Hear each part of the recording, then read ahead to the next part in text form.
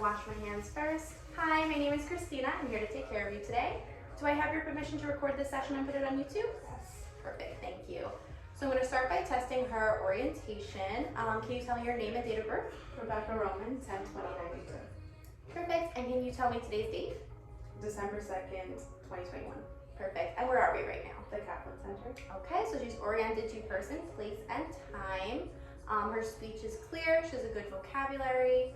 So next I'm going to test her memory, so remote and immediate. A remote memory would be, how did you celebrate your last birthday? At a friend's house. Okay, very nice. And a more immediate memory would be, what did you have for breakfast this morning? Cereal. Okay, good. So her memories are intact, and to assess her reasoning, we could assess her clothing. It's the winter time. She came in a long coat. Now she has on long sleeves, long pants. So her reasoning seems to be appropriate. So now we can move on to testing her cranial nerves. So we will start with cranial nerve 1, which is her olfactory nerve. I'm gonna have you close your eyes. Grab my benzoin tincture here. I'm gonna have you cover your left nostril. So we're gonna test her right nostril. You can take a little inhale there. Good. Now cover your right. I'm gonna test your left. Good. Did you smell it on both sides? And what did it smell like to you? Benzoin. Perfect. Okay. Next, we are going to test her second cranial nerve, which is her optic nerve. So I'm going to start with my Snellen chart. I'm going to be 6 feet away since this is the mini version. I'm going to dim the lights. I'm going to have you, we'll start with both eyes open. Can you read this line for me? OLCF. Good. Can you read this line? That one's difficult. It's a little difficult for you? Okay. So now I'm going to have you cover your right eye. Now can we start again with this line? OLCF. And then we'll try this one. It's like blurry. It's a little Yeah. blurred. Okay, and then can you cover your left eye? Good. We'll start up here. OLCF. Like that one I can't. It's too small. Yeah. Okay, so that's at about 20/40. So it's not, we usually expect 20/20 vision. We will document that, and it was equal in her left and right eye and with her eyes open. Okay. And then I'm also going to take a look in your eyes with my otoscope, if that's okay. Okay, so now I'm going to look in her right eye with my right eye. I'm going to brace my hand here on her head.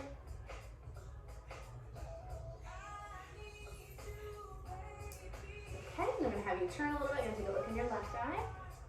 Oops, sorry.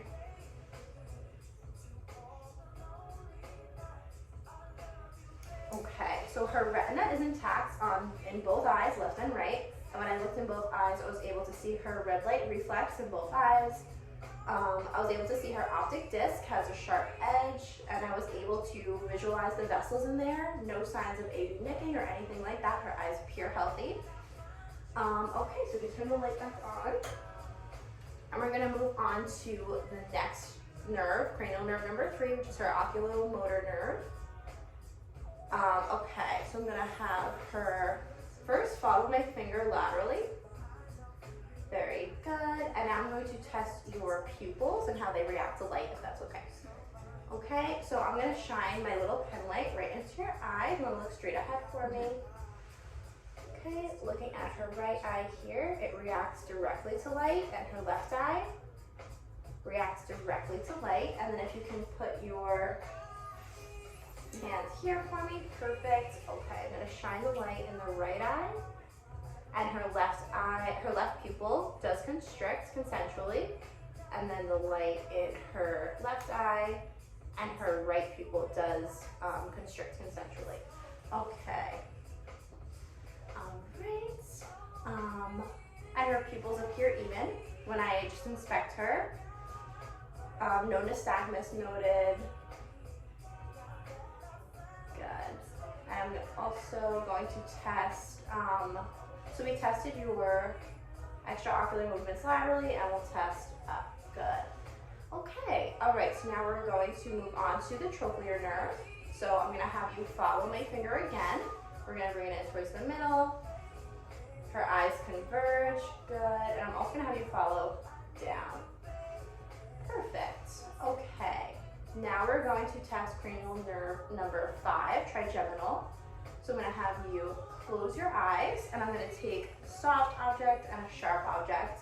I'm gonna touch them to parts around your face. All you have to do is let me know when you feel something and if it feels more sharp or more soft, okay? All right. Sharp. Sharp on your left cheek, very good. Sharp. Sharp on her right jaw. Soft on her left cheek. And soft on her left jaw. Soft on her right forehead. And sharp. And sharp on her left forehead. Okay, so that was the trigeminal nerve. Now we're going to test abducens. So now I'm going to have you follow my fingers side to side and diagonally. Very good. Okay. Now we're going to test the facial nerve, which is cranial nerve. Cranial nerve number 7, facial nerve. So I'm going to have you raise your eyebrows high for me. Perfect. And I'm going to have you puff your cheeks and give a big smile. Okay, that nerve is intact. Perfect. Now cranial nerve number 8 is vestibulocochlear. So I am going to, first I'm going to whisper a word in your ear from behind you with your eyes closed, and I just want you to repeat the word, okay? Okay, so you can just close your eyes. I'm going to come behind you here. 11, yes. Okay, so that tested her right ear. Now I'm going to come do the same test to your left ear. Orange. Okay, perfect. Now I'm going to do another test called the Weber test. I'm going to hit my hammer. I'm going to place it right on top of your head, and you're going to hear kind of a buzzing noise. Tell me if you hear it equally in both ears, and let me know when it stops, okay?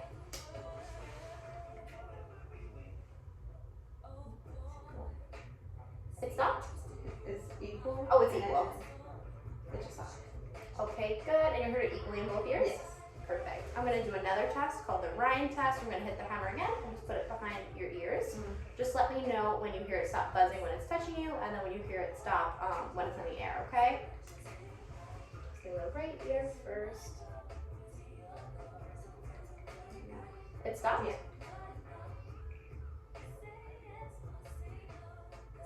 Do you still hear it? It stopped. And now it stopped. So it conducted longer through air than it did through bone, which is what we expected. And that was her right ear. Now we're going to test the same on her left. Ryan test on the left side. Tell me when you hear it stop. Oh, I don't think it. One more time. It stopped? Yeah. And then let me know when it stops. Okay, good. And again on the left side, it conducted longer through air than it did on bone, which is what we were expecting. All right, so now we are testing 9 and 10, which are glossopharyngeal and vagus nerves. So first I'm gonna have you stick your tongue out, say ah, okay, and I'm gonna use my light for this so we can see in there. And I'm gonna have you swallow. Is it possible for you to swallow with your tongue out? Good. Okay, we're seeing the soft palate move up. And now I would test your gag reflex. We would assume that that's positive. I'm gonna not do that to you though. All right, and so it was 9 and 10, and now number 11 is spinal accessory nerve. So I'm gonna have you first turn against my hand. Good, and turn against my hand this way. So left and right, her sternocleidomastoid muscles feel strong, feel symmetric, and I'm gonna test your trapezium muscles. Shrug up, good, and relax. Good, any pain with any of these motions? No. Perfect, and her trapezium muscles felt strong and equal bilaterally. And now we're gonna test your hypoglossal nerve, which is the final 12th cranial nerve. So I'm gonna have you stick your tongue out for me again, move it back and forth, and then back to midline. Good, I'm gonna have you close your mouth and move your tongue against your cheek. Perfect, okay, all of her cranial nerves are intact. Her optic nerve had a little, her vision is not exactly 20/20, but that's the only thing remarkable from her assessment. Now we're going to test her cerebellum. So for this, I'm actually going to have you stand if you want to step right next to your bed. Thank you. So first I'm going to have you walk back and forth. I'm going to assess your gait. Okay, her gait is steady. She doesn't need any assistance walking. I'm going to have you step right back over here so I can see you. Thank you. All right, and now I'm gonna have you do a tandem walk, which is heel to toe, almost like a field sobriety test walk. Good, and she is doing that perfectly. She's not losing her balance. She's able to follow instructions. Very good. And I'm gonna have you walk on your tippy toes. Perfect. All right, and then I'm gonna have you walk on your heels. A little bit more difficult. Okay, she's able to complete all of these motions. Now I'm gonna have you stand. Sorry, I'm gonna have to readjust here. Okay, I'm gonna have you stand right next to me. I'm gonna have you do a pronator drift test, which is when you're just gonna stand, have your eyes closed, your arms out to the side. And we're gonna see if she sways back and forth. Nope, she's very steady, perfect. And now I'm gonna have you touch your pointer fingers to your nose while keeping your eyes closed. And this is the Romberg test. Good, on the other side. Great, she's doing these movements smoothly and she's not drifting or falling. She's remaining steady, perfect, exactly as we expected. So you can have a seat for me again, thank you. Okay, now we're gonna test your sensory. So again, I'm gonna have you close your eyes. I'm gonna bring back those sharp and soft objects. And you just tell me when you feel something touch you and if it feels sharp or soft. Okay, so you wanna just keep your eyes closed. Soft.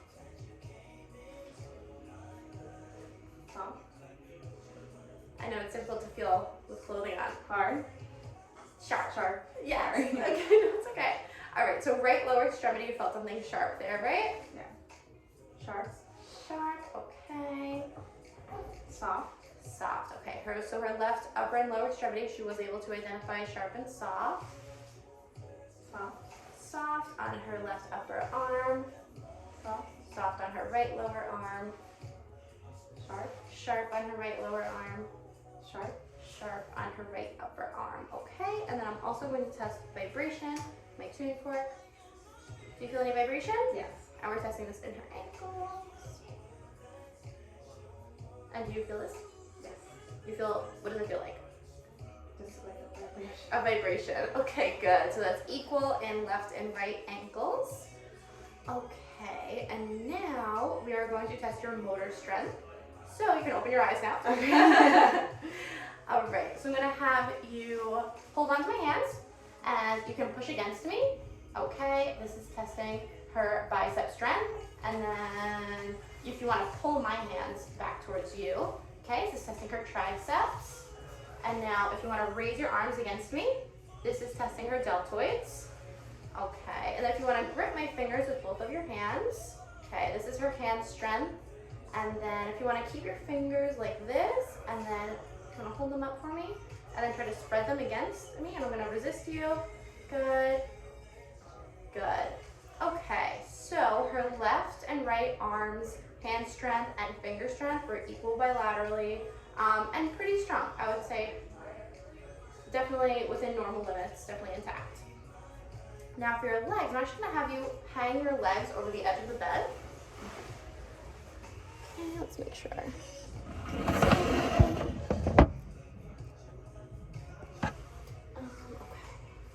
So now I'm gonna place my hands on your shins. I'm gonna have you kick up against me with resistance. Okay, good. So testing her quadriceps. Now I'm gonna get down here. I'm gonna have my hands behind both of her calves and have you pull against my hands. Good. That's testing her hamstrings. And now I'm gonna have my hands on the outsides of her knees, and I'm gonna have you push against my hands. This is testing your hip abductors, and I'm gonna put my hands on the inside of your knees and have you squeeze together, and that is your adductors, your hip adductor muscles. So those were both strong and equal bilaterally in her left and right legs, and that was her quads, her hamstrings, her hip abductors, and adductors. Okay, and now we are going to test your deep tendon reflexes. I'm gonna have you sit back against the bed. I have my little reflex hammer here. Actually, I'm so sorry. I'm gonna have you hang your feet again. Let me just reposition here.